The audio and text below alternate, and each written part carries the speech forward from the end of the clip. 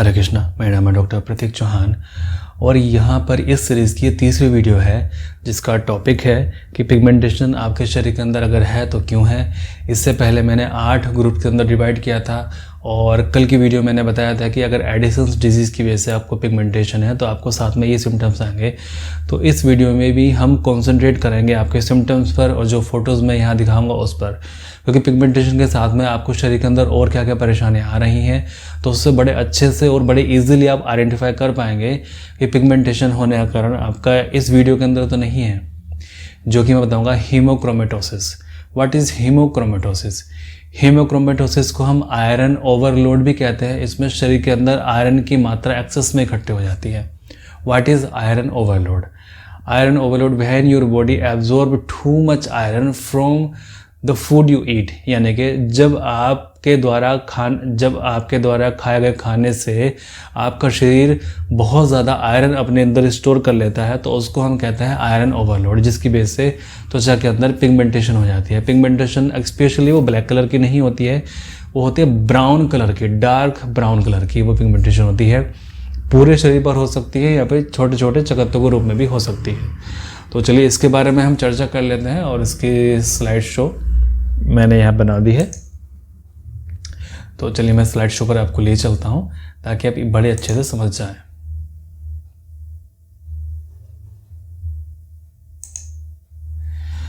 Hyper pigmentation due to haemochromatosis. Haemochromatosis के बारे में मैंने बता दिया है आपको कि हीमोक्रोमेटोसिस क्या है। Iron overload is defined as excess stores of iron in your body, कि इस एक्सेस में आपके शरीर के अंदर हीमोग्लोबिन इकट्ठा हो जाता है, आयरन इकट्ठा हो जाता है।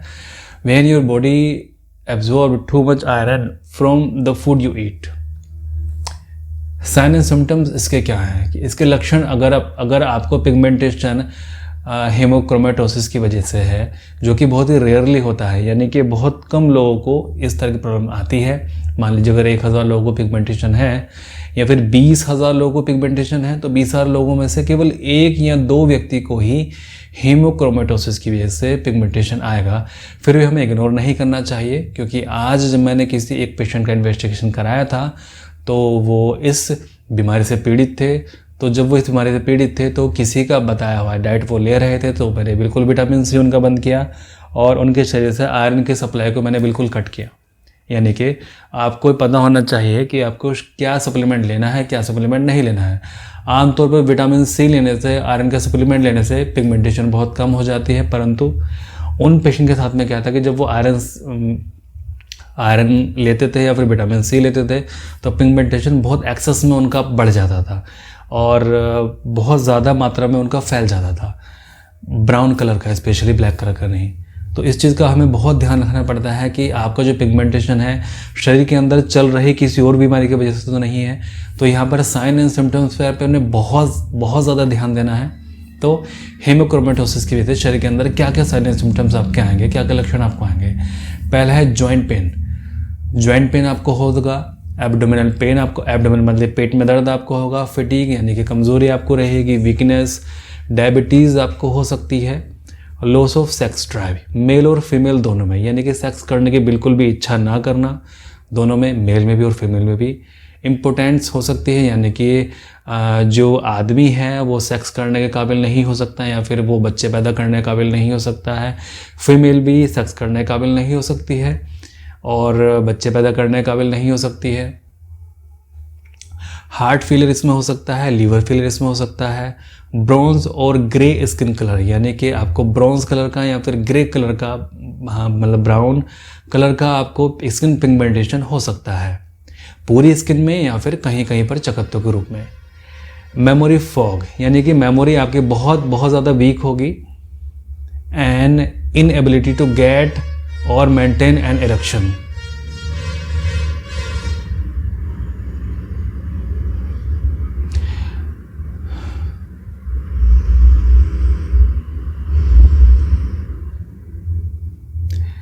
जल्दी वीडियो बनाने का यही नुकसान होता है कि इतना ज़्यादा शोर शराबा पीछे से आता रहता है। मेमोरी फॉग यानी कि आपकी मेमोरी धुंधली हो जाएगी, आपको चीज़ें याद नहीं रहेंगी। एन एबिलिटी टू गेट और मेंटेन एन इरेक्शन, यानी कि इरेक्टाइल डिस्फंक्शन मेल के साथ में हो जाएगा। जो मेल है वो अच्छे से जानते होंगे कि इरेक्टाइल डिस्फंक्शन क्या चीज़ होती है। इरेक्टाइल डिस्फंक्शन मतलब कि जो मेल होता है, जो आदमी होता है, वो सेक्स करते हुए पेनिस का इरेक्शन मेंटेन नहीं कर सकता है, यानी कि या तो वो सेमी इरेक्शन होगा या फिर उसमें इरेक्शन बिल्कुल भी होगा ही नहीं, जिससे कि सेक्स करना इम्पॉसिबल उसके लिए हो जाएगा, जिसकी वजह से वो अपने पार्टनर को हैप्पी नहीं कर पाएगा। दूसरी चीज़, वो अब बच्चे पैदा करने के भी लायक नहीं रहेगा, यानी कि बिल्कुल इम्पोर्टेंट हो जाएगा, जिसको हम अगर शुद्ध हिंदी में बोलें तो नामर्द वो हो जाता है इस बीमारी के कारण। फीमेल के अंदर क्या होता है, फीमेल के अंदर इर्रेगुलर पीरियड और एब्सेंट पीरियड, यानी कि या तो पीरियड को बिल्कुल इर्रेगुलर रहेंगे या फिर पीरियड्स बिल्कुल भी नहीं आएंगे। तो कई बार महिलाएं ऐसी होती हैं जिनको पीरियड बिल्कुल नहीं आते हैं। मेरे पास में 1-2 पेशेंट इस तरह के हैं कि जिनको अर्ली एज में पीरियड बिल्कुल बंद हो गए हैं और उनको स्टेरिलिटी की प्रॉब्लम भी है, यानी कि उनको बच्चे भी नहीं हो रहे हैं और अर्ली एज में उनके पीरियड भी बंद हो गए हैं और उनको ब्राउन कलर की पिगमेंटेशन है। तो जहाँ तक मुझे लगता है कि अगर मैं उनको जांच कराने के लिए बोलूँगा, जो कि अक्सर मैं 2 या 3 महीने के बाद में पेशेंट को बोलता हूँ जांच कराने के लिए, तो हो सकता है कि उनको ये पॉजिटिव इसमें मिले। आगे हम बात कर लेते हैं हमारा। अब इसमें क्या करना चाहिए कि अगर आपको इस तरह से लगता है कि आपके शरीर के अंदर आयरन की कैपेसिटी बहुत ज़्यादा है, अगर आपके साथ में सिम्टम्स आ रहे हैं, हीमोग्लोबिन हमेशा आपका 13, 14, 15 या 16 रहता है, तो टाइम टू टाइम आपको अपना ब्लड डोनेट कर देना चाहिए। दूसरा, इसमें आपको ऐसे खाना नहीं खाना चाहिए जिससे आपके आयरन की कैपेसिटी बढ़ जाती हो। आयरन और विटामिन सी नहीं खाना चाहिए आपको, और आपको अल्कोहल तो बिल्कुल भी नहीं पीना चाहिए। अब आगे जाके कॉम्प्लिकेशन क्या हो सकती है हीमोक्रोमेटोसिस की। अगर ये कंडीशन लगातार आपके साथ में रहती है तो वो शरीर के अंगों को डैमेज करना स्टार्ट कर देती है, जैसे कि लीवर में क्या होगा, आपको लीवर कैंसर हो सकता है, लीवर का सिरोसिस हो सकता है, डायबिटीज़ हो सकती है बहुत ज़्यादा एक्सेस मात्रा में, अर्थराइटिस यानी कि जॉइंट्स में आपको पेन हो सकता है, जॉइंट्स में स्वेलिंग आपको रह सकती है, एंड हार्ट फेलियर, और अल्टीमेटली हार्ट फेलियर की वजह से आपकी डेथ भी हो सकती है। परंतु इसे घबराने की ज़रूरत नहीं है। जैसे कि मैंने कहा कि 20,000 में से केवल 1 या 2 पेशेंट इसमें पॉजिटिव निकलते हैं, बाकी नहीं निकलते हैं। जैसे कि मैं आज लोगों का आयरन सीरम का टेस्ट मैं कराता हूँ, विटामिन D3 का टेस्ट कराता हूँ, तो आयरन सीरम का टेस्ट लगभग सभी का नॉर्मल आता है। मेरे पास में केवल 1 ही पेशेंट अभी तक पॉजिटिव पाया गया है हीमोक्रोमेटोसिस के मामले में। विटामिन D3 अधिकतर लोगों का 90% लोगों का कम ही निकलता है, या ये कहना चाहिए कि मैंने अभी तक जितने भी लोगों का विटामिन D3 टेस्ट कराया है उन सभी का पॉजिटिव निकला है। यानी कि अगर मैंने 100 लोगों का विटामिन D3 टेस्ट कराया है पिगमेंटेशन में, तो 100 के 100 लोगों का विटामिन D3 पॉजिटिव निकला है, या तो बहुत ज़्यादा कम है वो, या फिर इनसफिशिएंट है बॉडी के अंदर। तो कहीं ना कहीं विटामिन D3 भी आपके शरीर के अंदर बहुत अच्छा रोल प्ले करता है आपको पिगमेंटेशन को ठीक ना होने में।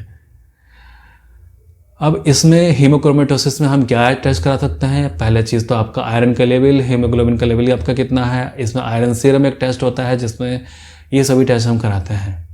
इन सभी आयरन सीरम के अंदर ये तीनों टेस्ट आ जाते हैं बड़े आराम से। तो यहाँ पर कुछ पिक्चर्स मैं आपको शो कर रहा हूँ। मेरे पास में इस तरह के पेशेंट हैं एक, जो कि हमेशा इस तरह से हाथ रख के मुझे दिखाते हैं कि देखिए डॉक्टर साहब, मेरे हाथ का रंग तो ऐसा है और मेरे चेहरे का रंग इस तरह से ब्राउन हुआ पड़ा है, इसके लिए हम क्या करें। तो मैं जल्दी ही उनको ये टेस्ट सजेस्ट करूँगा कि अभी ये टेस्ट आप कराइए, क्योंकि 2-3 महीने उनको दवाई खाते खाते हो गए हैं और बहुत ज़्यादा फ़र्क उनको नहीं पड़ा है। जिन लोगों को फ़र्क पड़ जाता है, 100 में से 90 लोगों को फ़र्क पड़ जाता है, तो उन लोगों को टेस्ट की ज़रूरत नहीं पड़ती है। और 100 में से जो 10 लोग बच जाते हैं जिनको फ़र्क नहीं पड़ता है, उनको टेस्ट की ज़रूरत पड़ती है। तो मैं धीमे धीमे सभी लोगों के टेस्ट में कराना स्टार्ट कर रहा हूँ। या फिर इस तरह से भी कर सकते हैं, यदि आप ट्रीटमेंट लेने का सोच रहे हैं हमसे, तो पहले कुछ टेस्ट हम सजेस्ट आपको करेंगे। पहले वो टेस्ट आप करा लीजिए, ताकि हम आपको वो चीज़ें बता सकें कि क्या आपको खाना है और क्या नहीं खाना है, आपको क्या सप्लीमेंट आपको लेना है साथ में ट्रीटमेंट के, क्या नहीं लेना है। वैसे तो उसकी आवश्यकता पड़ती नहीं है। यहाँ पर हाथ देखिए, ये जो बीच वाले हाथ हैं ये आपको लग रहा है कि बूढ़े के हाथ हैं, परंतु यहाँ पर इनको हीमोक्रोमेटोसिस है, जिसकी वजह से जॉइंट्स इनके फूल गए हैं। ये देखिए जॉइंट्स में इनके जो है सूजन है, बाकी स्किन का कलर इनका ऐसा हो गया है। ओके, दोनों सेम एज के ही हैं, परंतु दोनों में आपको फ़र्क बहुत ज़्यादा मिलेगा, क्योंकि ये हीमोक्रोमेटोसिस की लास्ट स्टेज है। ओके, तो कुछ पेशेंट्स हमसे कंप्लेन करते हैं कि डॉक्टर साहब पहले मेरा कलर बहुत फेयर था, पता नहीं फिर किसी कारण से मेरा कलर लगातार ब्लैक होता चला जा रहा है। तो ये इसका एक कारण हीमोक्रोमेटोसिस भी हो सकता है। तो इस कलर की मैं बात कर रहा था, ये तो किसी अंग्रेज की ही फ़ोटो है यहाँ पर। तो यहाँ पर जो ब्राउन कलर के पिगमेंटेशन है वो इस तरह के हैं। मेरे पास में जो पेशेंट हैं ऑनलाइन जो ट्रीटमेंट मेरे पास में ले रहे हैं या फिर जो क्लिनिक पर आकर ट्रीटमेंट ले रहे हैं, उनकी फ़ोटोज़ भी मेरे पास हैं। परंतु आप लोगों को पता ही है कि मैं किसी भी पेशेंट की अनुमति के बिना किसी की भी पिक्चर्स यहाँ पर शो नहीं करता हूँ, रिवील नहीं करता हूँ। तो मैंने पेशेंट से कहा था कि मैं आपकी पिक्चर्स को शो करना चाहता हूँ जिनको हीमोक्रोमेटोसिस पॉजिटिव है, उनकी रिपोर्ट भी मैंने कहा था कि मैं आपको शो करना चाहता हूँ अपने पेशेंट के साथ में, और आपके फ़ोटोज़ भी शो करना चाहता हूँ। तो परंतु उन्होंने परमिशन नहीं दी है। तो कोई बात नहीं, कोई इशू नहीं है उसमें। इंटरनेट पे बहुत सारी पिक्चर्स आपको ऐसे मिल जाएंगी। ओके, तो बिल्कुल भी घबराने की कोई भी ज़रूरत नहीं है। इस सीरीज़ की आप सभी वीडियोज़ को देखें ताकि आप अच्छे से आइडेंटिफाई कर सकें कि आपको जो पिगमेंटेशन है आपको वो किस ग्रुप में आपके आता है और क्यों आपके शरीर के अंदर पिगमेंटेशन है, ताकि आप जल्दी से उसको ख़त्म कर सकें, सेल्फ आइडेंटिफाई कर सकें उसको, अगर कोई डॉक्टर नहीं भी कर पाता है तो। और इससे क्या होगा कि इससे आपको जल्दी ठीक होने में मदद मिलेगी। और मैंने हमेशा ये कहा है कि किसी भी एक वीडियो को देकर कंक्लूजन पर आप मत पहुंच जाइएगा। एडिसन्स डिजीज़ की आप वीडियो देखिए, उससे पहले आप वीडियो देखिए। पार्ट 1, पार्ट 2, पार्ट 3 करके मैंने सब पे नंबरिंग की हुई है। आप सभी उस तरह से वीडियोस को देखिए, पहले पार्ट 1, फिर पार्ट 2, फिर पार्ट 3। ओके, तो चलिए, मुझे लगता है कि वीडियो आपको समझ में आ गई होगी और बहुत अच्छे से समझ में आपको आई होगी। मैं प्रार्थना करूँगा कि जहाँ से भी आप ट्रीटमेंट ले रहे हैं जल्दी से जल्दी आप स्वस्थ हों। मैं प्रार्थना करूँगा कि आपका पिगमेंटेशन अपने आप ही ठीक हो जाए, और मैं प्रार्थना करूँगा कि परमात्मा सभी का भला करे।